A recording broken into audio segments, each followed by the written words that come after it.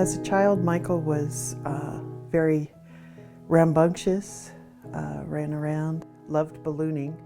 I think his first word was balloon. He loved it completely. He was real active and helpful. Obviously wanted to become a balloon pilot. He'd go with us to rallies, he'd go with us to events. We had an older balloon that had low control burners so that the kids could reach up and actually control the balloon.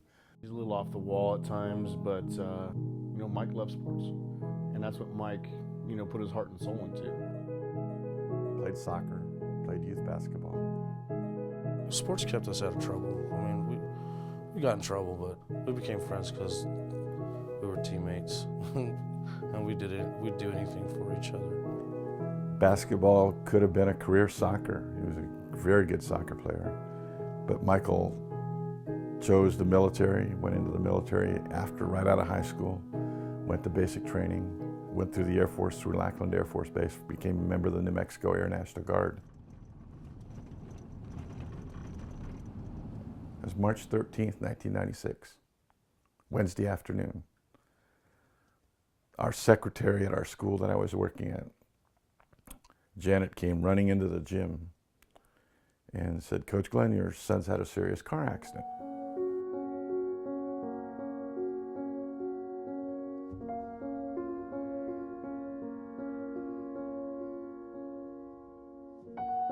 He was kind of running around with people that were not the best. Not that they were horrible, but he just was at a real crossroad in his life.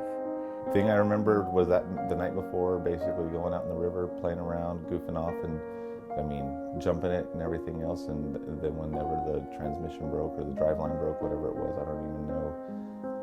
My actual last memory is going on the back patio of my parents' house and putting on my shoes that were covered in mud from the night before. And that's the last thing I remember.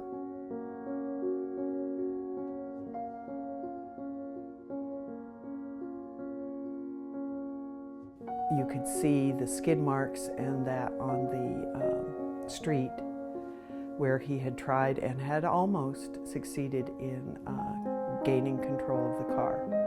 The tire blew, which is why he ended up totally losing control of the car.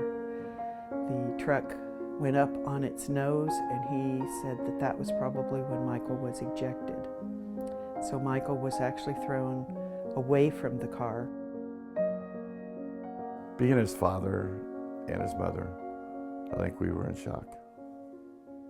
Just the fact that knowing that he wasn't going to walk again was tough. We had to tell him again. He'd been in a car accident. Couldn't walk. He wouldn't remember because every time he went to sleep, he forgot. That was one of the hardest things, was to tell him for 5 days that, that same message, because it was just as devastating to him the 200th time as it was the first. My paralysis is a T11, T12 complete, which is basically right behind your belly button.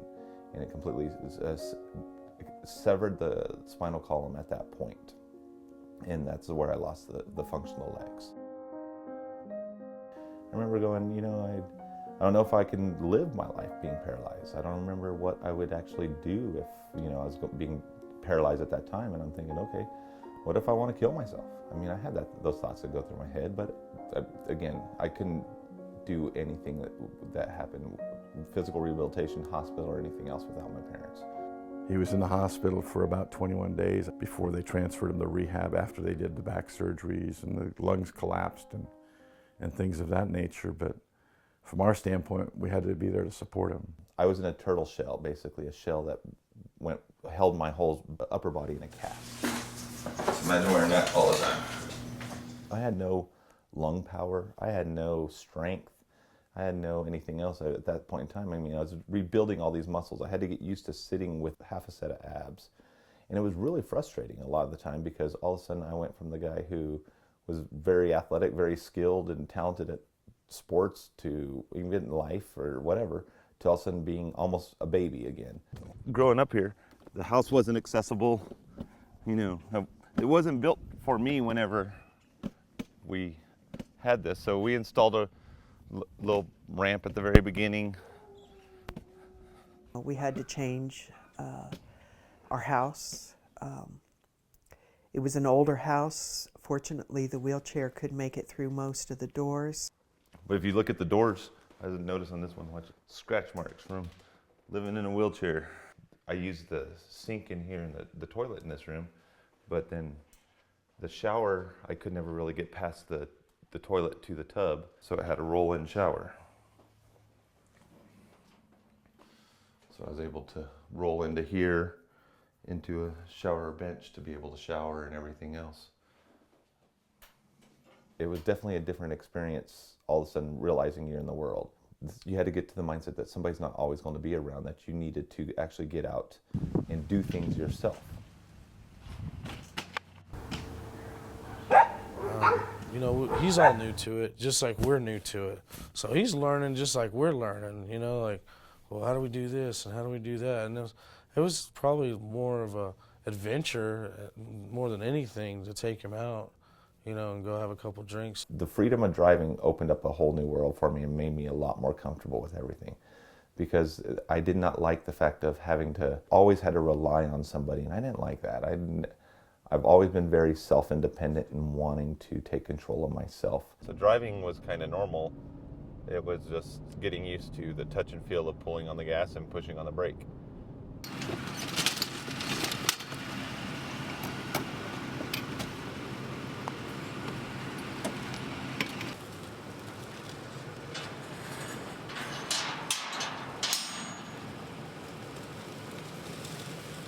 Single one of the pinholes. They were going straight out. And I set the goal of walking in and getting my license, and I was really determined right away to get my license.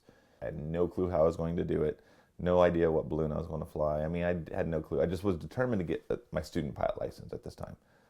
And I applied for it, and I actually received a letter from the FAA saying, because of your disability, there's no way you could fly a balloon.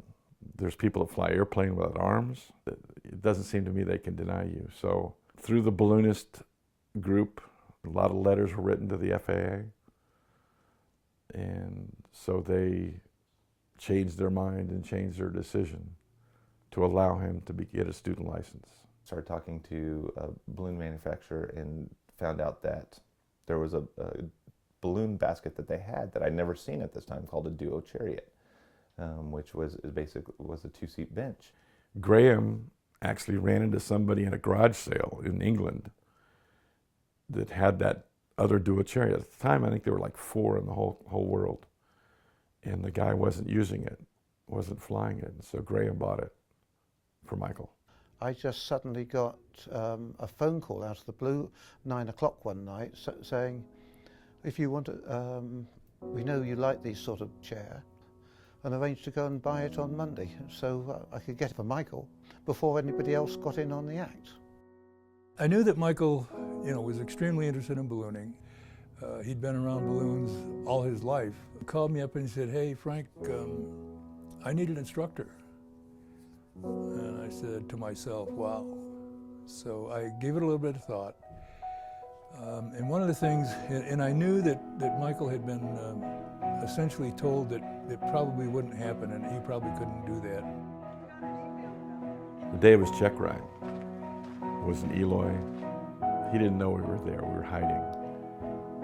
We had come over the night before, spent the night with Frank, his instructor.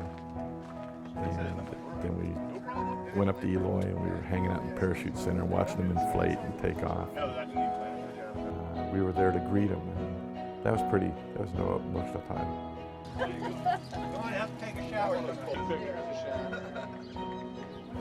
He turned into a really fantastic pilot, and I'm proud to be his instructor. I think about it a lot. It was probably the best experience of instructing anybody that I've ever had.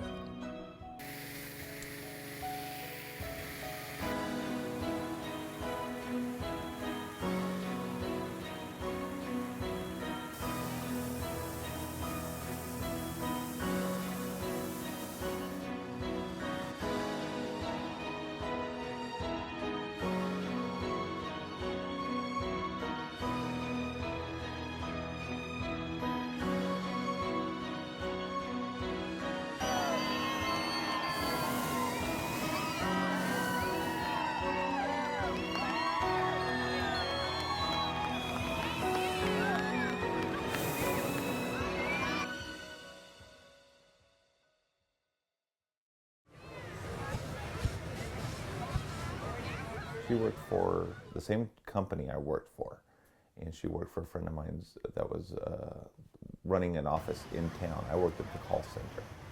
And we were all going to kind of an introductory happy hour for all the new people. I'll never forget, I actually opened up the door and saw her sitting at the end of the table, and at that moment I knew this was a girl I had to know. Sat down at this bar in a big long booth, and I happened to be sitting on the end of the booth. Purposely made an effort to go all the way around to the other side of the table to sit right beside her.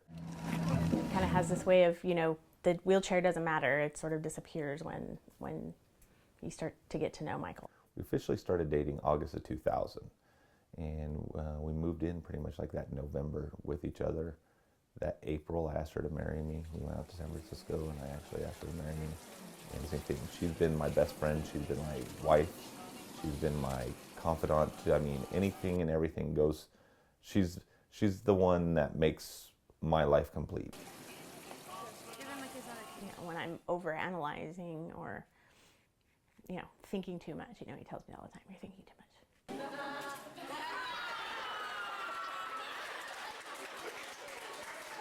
A lot of frustration that we've had as a couple, or if I've had being married to Michael, have to do with the way the world sees him, you know, or people will make comments about, you know, gosh, you're just such a special person, you know, because I'm with Michael. I guess I would, you know, not if you don't know Michael and you see him from the outside, you just see him as the guy in the wheelchair, but he's not. He's Michael. And that's why I'm with him. That's why I married him.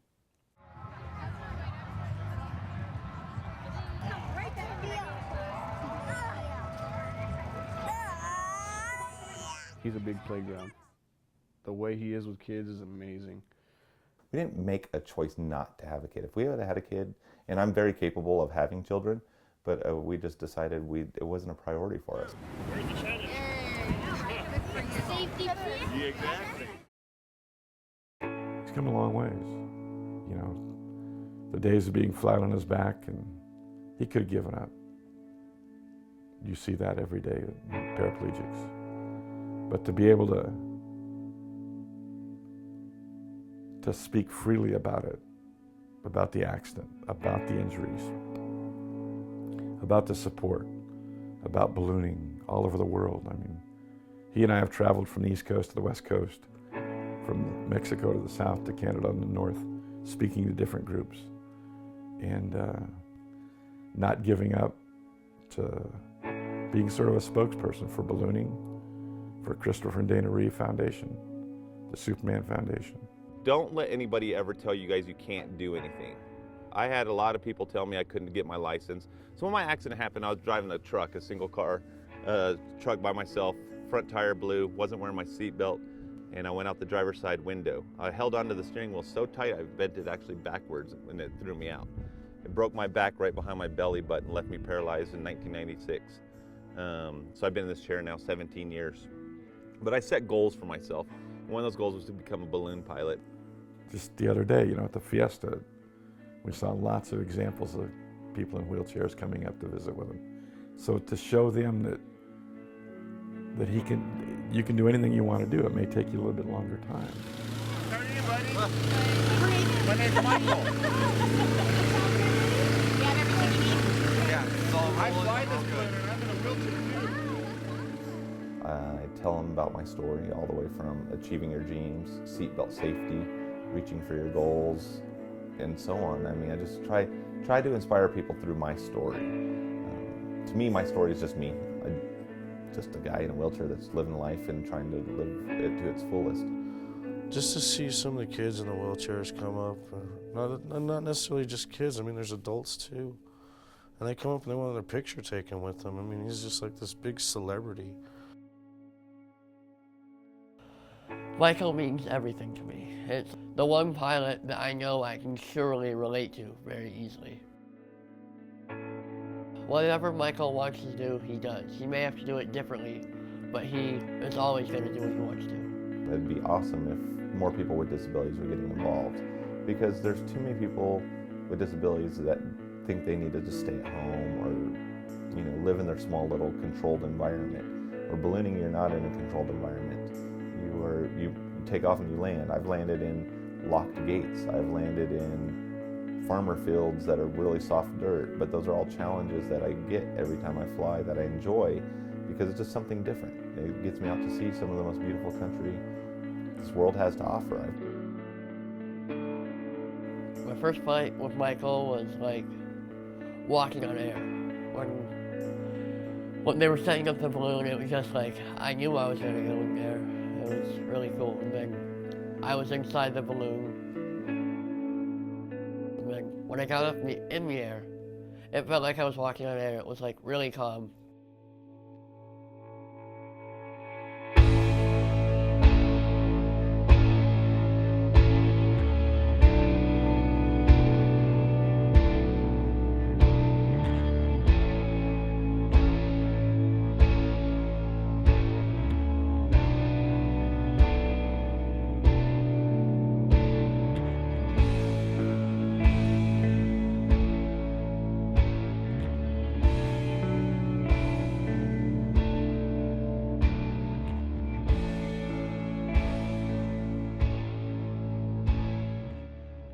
I think there's a way around everything. I think there's a way to do anything you want to do. I really believe that. And if you want it bad enough, you can make it happen.